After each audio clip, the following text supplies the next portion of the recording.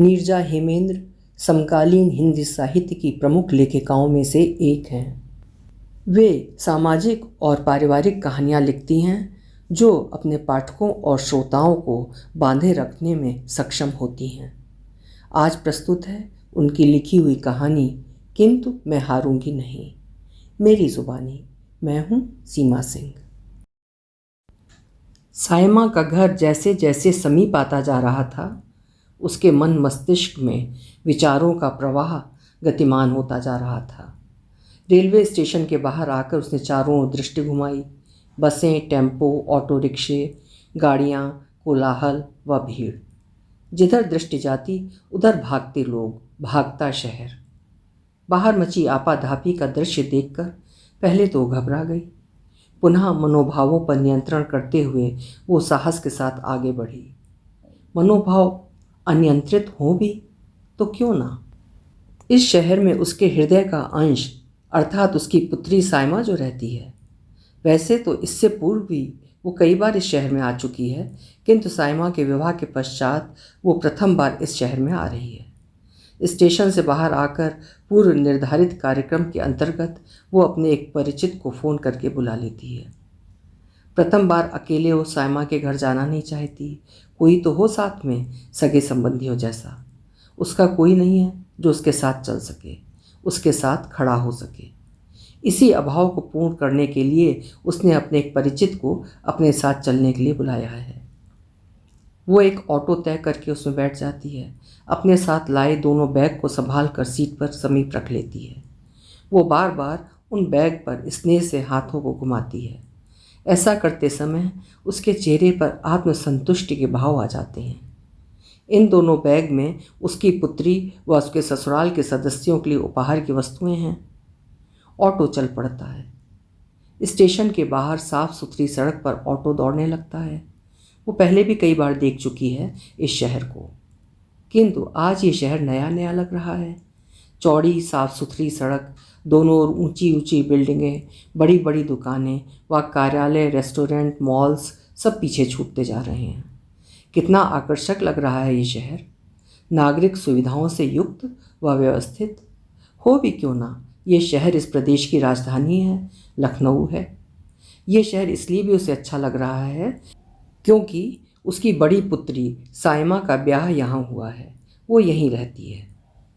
अभी मात्र 6 माह पूर्व की ही बात है जब सायमा का ब्याह यहाँ के निवासी शशिभूषण जी के इकलौते पुत्र प्रवीण के साथ संपन्न हुआ है। सायमा उसके 3 बच्चों में सबसे बड़ी है। उससे छोटी समायरा स्नातक की शिक्षा ग्रहण कर रही है। एक पुत्र समर्थ है जो दोनों पुत्रियों से छोटा है। वो स्नातक प्रथम वर्ष में है। ऑटो जो जो आगे की तरफ दौड़ता जा रहा था, उसका हृदय पुराने दिनों की स्मृतियों में पीछे की तरफ जा रहा था। आज न जाने क्यों उसे भी पुराने दिनों की स्मृतियों में डूब जाने की इच्छा हो रही थी। 15 वर्ष व्यतीत हो चुके हैं उस घटना को घटित हुए जब उसके पति ने उसे व उसके 3 बच्चों को छोड़कर दूसरा विवाह कर लिया था। उसका पति यहाँ से दूर दूसरे शहर में एक बहुराष्ट्रीय कंपनी में कार्य करता था तथा वो कानपुर के उनके पैतृक आवास में तीनों बच्चों के साथ रहती थी। बच्चों के साथ उसे अलग व कानपुर में रहने का कारण था उसके पति की बार बार स्थानांतरित होने वाली नौकरी। उनके बार बार होने वाले स्थानांतरण का प्रभाव बच्चों की शिक्षा पर न पड़े, इस कारण वो एक ही स्थान पर रहने को बाध्य थी। यही कारण था कि वो अपने पति से अलग कानपुर में रहती थी। अपना पूरा समय बच्चों की देखभाल व शिक्षा पर व्यतीत करती थी। उसके पति भी घर की प्रत्येक आवश्यकता का समुचित ध्यान रखते थे, कभी भी अपने उत्तरदायित्व के प्रति उदासीन नहीं होते थे। परिवार के प्रति उनके समर्पण को देकर वो भी अपनी घर गृहस्थी व बच्चों की शिक्षा के प्रति समर्पित हो गई। इन सब के मध्य वो अपने दाम्पत्य जीवन के प्रति उदासीन हुई हो या अन्य जो भी कारण रहा हो, उसके पति वहाँ अपने साथ कार्यालय में कार्यरत किसी महिला के प्रति कब आकर्षित हो गए, उसे इस बात का पता तक न चला। और जब पता चला, बहुत देर हो चुकी थी। शहरों की दूरियां हृदय की दूरियों में परिवर्तित हो चुकी थी। इन दूरियों व उसके पति के इस अनैतिक संबंध का प्रभाव बच्चों के प्रति उनके स्नेह पर भी पड़ा। उसमें भी कमी आई। वो अब अवकाश के दिनों में कम आने लगे। उसके पूछने पर तथा बच्चों के बुलाने पर आना बंद कर दिया। उसे ऐसा महसूस होने लगा जैसे वो अपने तीनों बच्चों को लेकर खुले आसमान के नीचे खड़ी हो, जहाँ चारों तरफ कोई आवरण नहीं, कोई आश्रय नहीं। उसके पैरों के नीचे की ज़मीन भी उस समय भरभरा कर टूटती हुई सरक सी गई जब उन्होंने तलाक के कागजात हस्ताक्षर हेतु भिजवाए। उसने अथक परिश्रम किए अपने टूटते घर को बचाने के लिए, किंतु सारे प्रयत्न व्यर्थ गए। उसके पति ने प्रति माह कुछ पैसे व अपने पैतृक घर का कुछ हिस्सा उसके नाम कर दिया। उसका साहस टूट चुका था, जीने की इच्छा दम तोड़ चुकी थी। उसे जीवित रहना था तो मात्र बच्चों के लिए। घर की आवश्यकताओं को पूरा करने के लिए उसने निजी स्कूल में अध्यापन कार्य किया। किसी कारणवश वो नौकरी छूट गई तो छोटे बच्चों को ट्यूशन पढ़ाई, यहाँ तक कि बुटीक व रेडीमेड कपड़ों की दुकानों पर कार्य किया। शनय शनय सब कुछ सुचारू रूप से चलने लगा। तीनों बच्चे पढ़ने के साथ ही साथ अन्य कार्यों में उसका सहयोग करते। बच्चे इस बात को समझते थे कि उनकी माँ के साथ अन्याय किया गया है, फिर भी वो कभी अपने उत्तरदायित्व से कभी विमुख नहीं हुई। वो जानती थी कि बच्चों का अब इस संसार में यदि कोई अपना है तो वो माँ ही है। वो बच्चों से अत्यंत प्यार करती, पिता के हिस्से का भी, ताकि उन्हें कभी भी किसी प्रकार का भावनात्मक आघात न पहुँचे। उसके स्नेह की इच्छाओं व देखभाल में बच्चे आगे बढ़ने लगे। समय धीरे धीरे ही सही आगे बढ़ता गया और उसकी बड़ी पुत्री सायमा विवाह योग्य हो गई। उसकी शिक्षा भी पूरी हो चुकी थी। उसे ऐसा प्रतीत होता था जैसे अभी कल की ही बात हो, जब सायमा नन्ही सी बच्ची थी। आने वाले प्रत्येक रविवार, अवकाश या किसी पर्व के दिनों में उत्साहित होकर पूछा करती थी, पापा कब आएंगे, वे हमारे लिए कौन कौन सी चीज़ें लाएंगे, इत्यादि। अनेक बाल सुलभ प्रश्न, बाल सुलभ बातें। शनय शनय सायमा बड़ी होती गई और माँ के साथ हुए अन्याय को समझने लगी। धीरे धीरे उसके प्रश्न कम होते होते समाप्त हो गए। उसके साथ समायरा व समर्थ भी समय से पूर्व बड़े हो गए तथा अपने पापा से संबंधित प्रश्न पूछने बंद कर दिए। सायमा के विवाह हेतु जब किसी परिचित रिश्तेदार या अपनों ने कोई रिश्ता नहीं बताया तो उसने स्वयं ही समाचार पत्रों में प्रकाशित वैवाहिक विज्ञापनों के माध्यम से ये रिश्ता तलाश लिया था। रिश्ता सुनिश्चित करते समय उसके हृदय में कितनी आशंकाएं उठ रही थीं, कितनी दुविधाओं, कितने अंतर्द्वंद से जूझना पड़ा था उसे। तब जाकर वो इस रिश्ते को हाँ कह पाई। उसका हृदय ये सोचकर कांप जाता कि उसके किसी गलत निर्णय से भावी जीवन में बच्चियों को कोई दुख पहुंचता है तो वो अपराध भाव से ग्रस्त हो जाएगी। आखिर वो ही तो है इन बच्चियों का सर्वस्व। विवाह के पश्चात आज वो सायमा की ससुराल प्रथम बार आ रही है। अपने आने की सूचना उसने सायमा के ससुराल में दे दी है। अपने एक परिचित को ही बुला लिया है। वो आज असहज अनुभव कर रही है। यूँ तो वो प्रतिदिन फ़ोन द्वारा सायमा से बातें कर लेती है, किंतु उसका कुशल क्षेम पूछ लेती है, किंतु उसने आज सायमा से कोई बात नहीं की है। उसने सोचा था कि वो आज सीधे सायमा के समक्ष जाकर खड़ी हो जाएगी तथा उसे अचंभित कर देगी। यही आज उसकी इच्छा हो रही थी। घर घर घर ऑटो सायमा के घर के सामने आकर रुक जाता है। वो ऑटो से बाहर चारों तरफ दृष्टि घुमाती है। यही है सायमा का घर। सामने बहुमंजिला अपार्टमेंट, जिसकी 5वीं मंजिल पर सायमा की ससुराल है। परिवार में सास, ससुर, उनका दामाद प्रवीण, प्रवीण की एक छोटी बहन व सायमा है। उसे संतोष है कि उसने पिता विहीन अपनी बच्ची का विवाह एक शिक्षित संपन्न घर में किया है। उसने ऑटो से उतर के देखा तो अपार्टमेंट के मुख्य गेट पर उसके वो परिचित पहले से ही खड़े थे। उन्हें देखकर उसे प्रसन्नता की अनुभूति हुई कि साथ में कोई तो है, वो अकेली नहीं है। अपार्टमेंट की लिफ्ट से ऊपर चढ़ते समय लिफ्ट में खामोशी सी पसर गई, किंतु उसके मन मस्तिष्क में चिंता युक्त उथल पुथल मची हुई है। चिंता एक माँ की कि उसकी बेटी सुखी रहे। चिंता इस कारण भी कि जिंदगी ने उसे पग पग पर छला है। वो अपनी बेटी के किंचित दुख भरे जीवन की कल्पना मात्र से सिहर जाती है। लिफ्ट रुक जाती है। वो साड़ी का आंचल सिर के ऊपर से ढकते हुए एक सिरा जोर से मुट्ठी में दबा लेती है। बेटी के घर के दरवाजे की घंटी बजाते ही कुछ क्षणों उपरांत समधी शशिभूषण जी दरवाज़ा खोलते हैं। अभिवादन के आदान प्रदान के पश्चात वो मुस्कुराकर उन दोनों को अंदर आने के लिए कहते हैं। उन्हें ड्राइंग रूम के सोफे पर बैठने का संकेत करते हुए स्वयं भी बैठ जाते हैं। वो उनके कुशल क्षेम पूछने के औपचारिक प्रश्नों का जवाब देते ड्राइंग रूम के दरवाजे से दिखाई देने वाले घर के हिस्से की तरफ बार बार देख लेती है। कदाचित वहाँ सायमा दिखाई दे जाए, क्योंकि शशि भूषण ने उन्हें ड्राइंग रूम में बैठाते समय ही थोड़े ऊंचे स्वर में घर के अंदर आवाज़ लगाकर उसके आने की सूचना सायमा को दे दी थी। कुछ क्षणों उपरांत शशि भूषण की पत्नी यशोदा भी आकर ड्राइंग रूम में बैठ गई तथा बातें करने लगी। बातें सब्जियों की, मौसम की, सड़कों पर बढ़ते ट्रैफिक की, महंगाई इत्यादि की। सायमा अब तक सामने नहीं आई थी। उसकी अधीरता बढ़ती ही जा रही थी। अंततः वो यशोदा की तरफ मुखातिब होकर पूछ बैठी, सायमा क्या कर रही है? कुछ नहीं, अभी आ रही है। उसके प्रश्नों का उत्तर देते हुए यशोदा के होठों पर हल्की सी औपचारिक मुस्कान उभर आई। लगभग आधे घंटे के पश्चात सायमा आ गई। उसके हाथ की ट्रे में पानी की बोतल व कुछ गिलास थे। सायमा ने मुस्कुराते हुए उसे देखा तथा उसके पास आकर बैठ गई।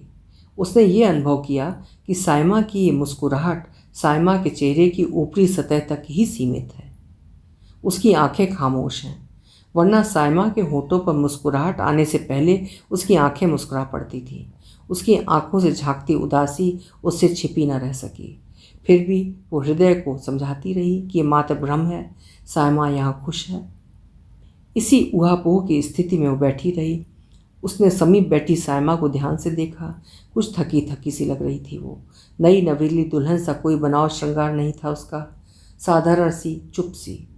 सायमा से अकेले में बातें करने के लिए वो अधीर हो उठी, किंतु ये संभव न था, क्योंकि सायमा आज उसके साथ विदा होकर मायके नहीं जा रही थी। सायमा से अकेले में बात करने का कोई अवसर नहीं मिला उसे। अपने साथ लाई उपहार की वस्तुओं को उसने सायमा की सास को दे दिया। कुछ देर रुकने के पश्चात शाम होते ही वो घर के लिए निकल पड़ी। जाते जाते अगले माह के प्रथम सप्ताह में सायमा की विदाई तय कर गई। वो शीघ्र सायमा को अपने पास बुलाकर कुछ समय के लिए अपने पास रखना चाह रही थी। उससे उसका हाल पूछना चाह रही थी। दिन निकलता, रात ढलती, पुनः दूसरा दिन आता।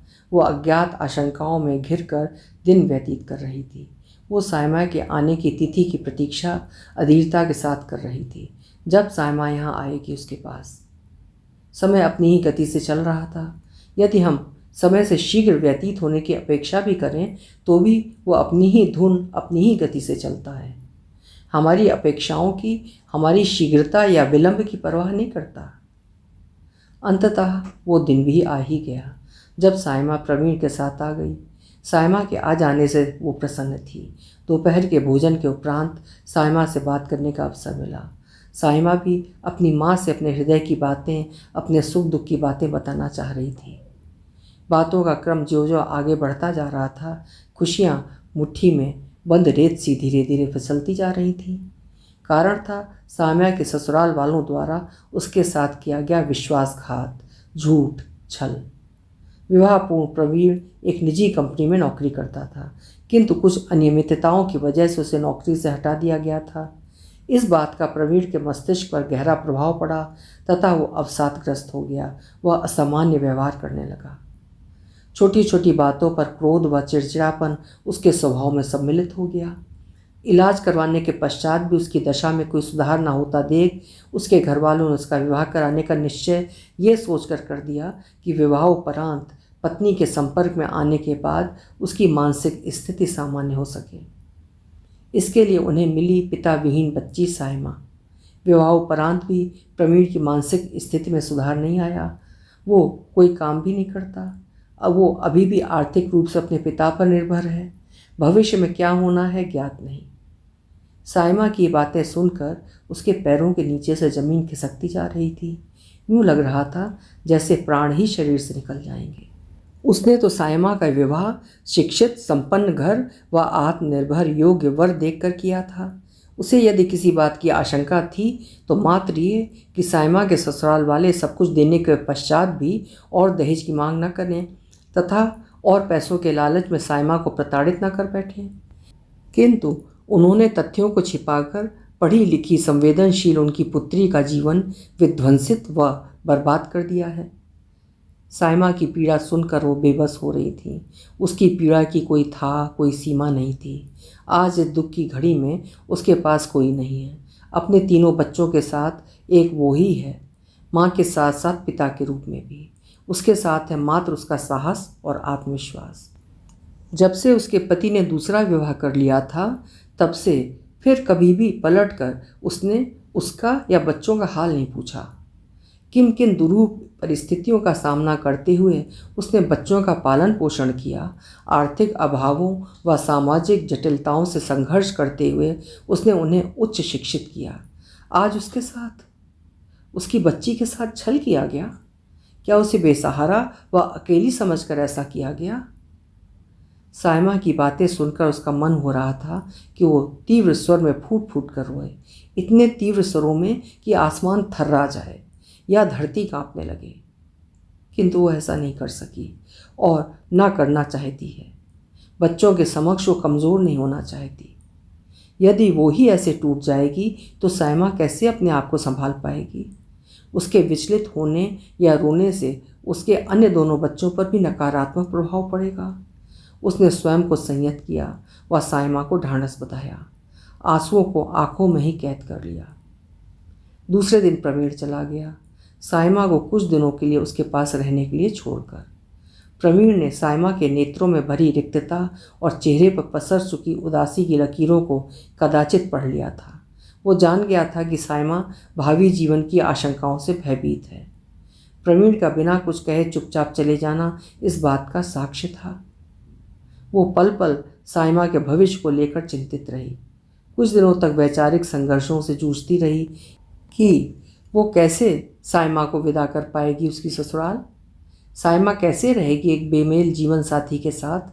कैसे करेगी वो भविष्य में आने वाली आर्थिक, सामाजिक, मानसिक कठिनाइयों का सामना नितांत अकेली? पिछले 2 दिन उसने इसी वैचारिक मंथन में निकाल दिए हैं। ऊहापोह भरे 2 दिन कष्टप्रद तरीके से व्यतीत किए हैं, किंतु अब और नहीं। अब उसका ये दृढ़ निश्चय है कि साइमा अब यहीं रहेगी, उसके साथ यहाँ रहकर आर्थिक रूप से आत्मनिर्भर होने का प्रयत्न करेगी। उसने प्रबंधन में परास्नातक की शिक्षा ली है। वो यहीं रहकर अपने लिए नौकरी की तलाश करेगी। साइमा को वो इतना सक्षम बनाएगी कि जीवन के झंझावातों का सामना वो अकेली रहकर भी कर सके। वो स्वयं को कमज़ोर या अबला न समझे। उसने निश्चय कर लिया है कि आंधियाँ चाहे जितनी भी तीव्र वेग से चलें, उसे लक्ष्य से विचलित करने का प्रयत्न करें, किंतु वो हारेगी नहीं। अभी आप सुन रहे थे नीरजा हेमेंद्र जी की लिखी हुई कहानी किंतु मैं हारूंगी नहीं। एक साहसी, आत्मविश्वासी, सुदृढ़, सशक्त और अकेली अपने बच्चों के लिए जूझती हुई एक स्त्री की कहानी। आशा है आपको पसंद आई होगी। कल फिर मिलेंगे। आपका समय शुभ हो।